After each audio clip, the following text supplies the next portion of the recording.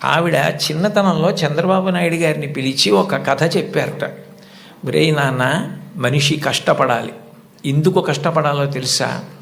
ఒకరింట్లో ఒక పంది, ఒక నక్క రెండు ఉండేవి. ఆ పంది చాలా కష్టపడి పనిచేసి మధ్యాహ్నం ఇంటికి భోజనానికి వచ్చేది. నక్క పని చేయడం మానేసి చెరుకు తోటల్లో తిరుగుతూ ఊళలు వేస్తూ వచ్చే ముందు బురదలో పొర్లాడి వచ్చేది. పంది ఒళ్ళు కడుక్కుని వచ్చేది. ఇంటికొచ్చి శుభ్రంగా ఉన్న పందిని చూసి ఇదేం పని చేయలేదనుకుని మంచినీళ్లు మాత్రమే పోసేవాడు యజమాని. నక్క ఒంటి నిండా బురదంటించుకోవడం చూసి ఇది బాగా కష్టపడింది అనుకుని బాగా దానికి తిండి పెట్టేవాడు. మోసం ఎన్నాళ్ళు దాగుతుంది? కొన్నాళ్ళకి ఎవరు కష్టపడుతున్నారో తెలిసిపోయింది.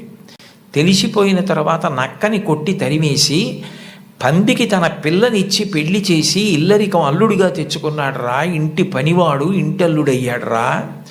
కష్టపడినవాడు వెనక్కి తిరిగి చూడడు జీవితంలో.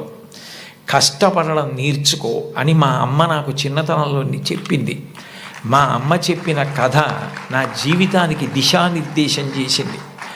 ఆనాటికి ఈనాటికి ఏనాటికి నాకే కాదు మా ఊరంతటికి అదే భగవద్గీత.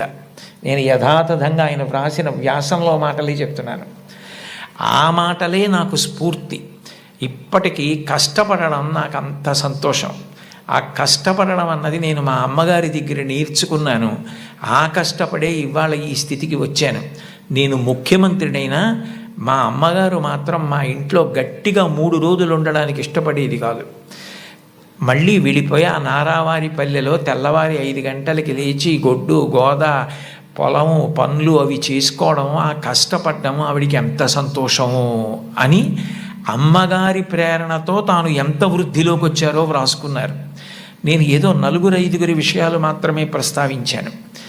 లోకంలో తల్లిని మించిన దైవం లేదు.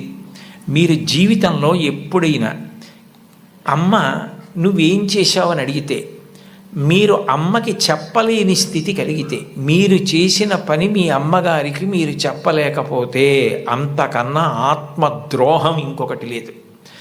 మీరు ఏది చేసినా మీ అమ్మగారికి చెప్పగలగాలి. ఇది నేను మా అమ్మకి చెప్పలేను అన్న పని చెయ్యకండి. మీరు ఒకవేళ తప్పు చేసినా మిమ్మల్ని క్షమించడానికి సిద్ధంగా ఉండే మొదటి వ్యక్తి ఈ ప్రపంచంలో ఎవరైనా ఉంటే అమ్మే. అమ్మకి చెప్పకుండా ఉండకండి. అమ్మ ఒకవేళ మిమ్మల్ని దెబ్బలాడి ఇక పైన ఇట్లా చెయ్యకు అంటే ఇక మళ్ళీ ఆ తప్పు చెయ్యకండి. మీరు పిల్లలు కాబట్టి ఒకసారి చెయ్యొచ్చు ఎప్పుడైనా, కానీ పొరపాటు